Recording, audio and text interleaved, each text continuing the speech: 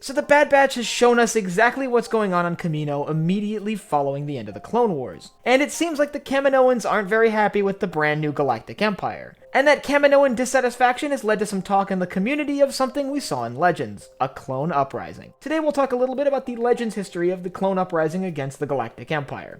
I'm Colin, and this is Sci-Fi Deep Dive.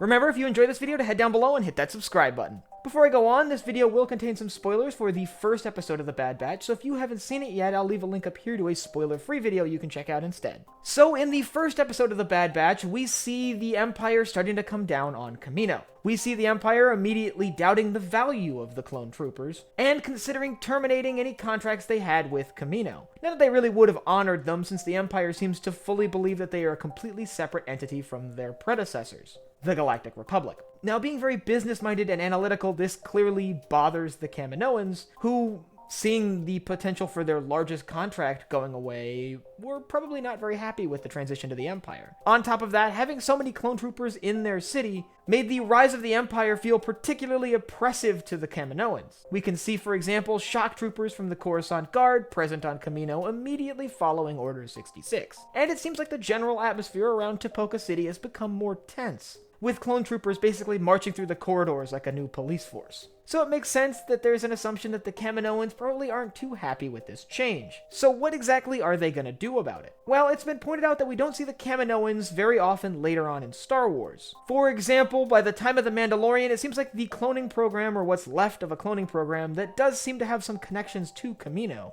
is just a few scientists scattered to the wind and not really an organized project like it was during the Clone Wars. In Legends, there is a pretty good explanation for this, and it is a clone uprising. So let's dive into exactly what that clone uprising was like, and exactly how that might tie into the Bad Batch. So in Legends, just like in Canon, the Kaminoans were not very happy with the rise of the Empire. While it's not specifically stated that the Empire had immediately stated that they would not honor the contracts they had with Kamino, it's kind of assumed. But more importantly than that, the Empire cracked down on Kamino. As a planet that contained a key military manufacturing center, Tipoca City, the Empire saw immense value in maintaining control of Kamino. So they sort of clamped down on the planet. Imperial military forces basically began a military occupation. So in response, several Kaminoans began a secret military cloning program, the end result of which was a small army of Phase 1 clone troopers, tricked out entirely like clone special forces and jet troopers.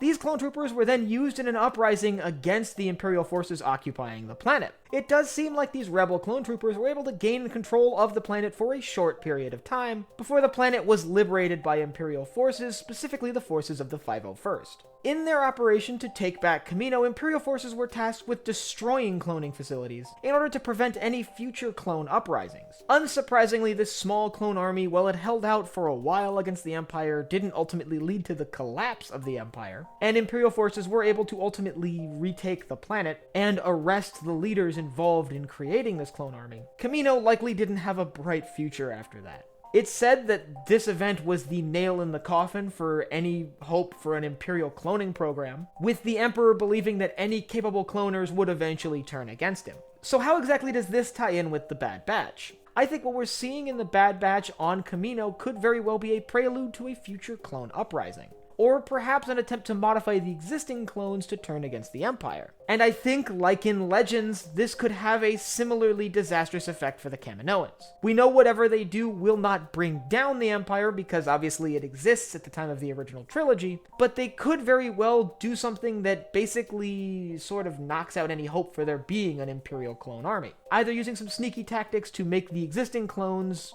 betray the Empire, or they could do something like what we see them do in Legends, where they build a small clone army to fight against the Empire. And like in Legends, such an army would probably lead the Empire to want to outlaw cloning, or at least make cloning something very sort of niche and not a very widespread technology. Such a clone uprising could actually be one of the reasons why we see the Empire ultimately abandon the clones in favor for recruits. If you want some of the other reasons why the Empire will ultimately abandon their clone army in favor for an all-recruit force, I'll leave a link up here to my video on that. And I want you to let me know down in the comments whether you think the Kaminoans are going to carry out a clone uprising in canon. Do you think what we've seen in the Bad Batch points to this uprising on the horizon, or do you think that they likely just disappear after the end of the cloning program? And last but not least, if you enjoyed this video, head down below, hit the like button, the subscribe button, and the bell icon so you get notified when I upload new videos. So for Sci-Fi Deep Dive, I'm Colin, and I will see you next time.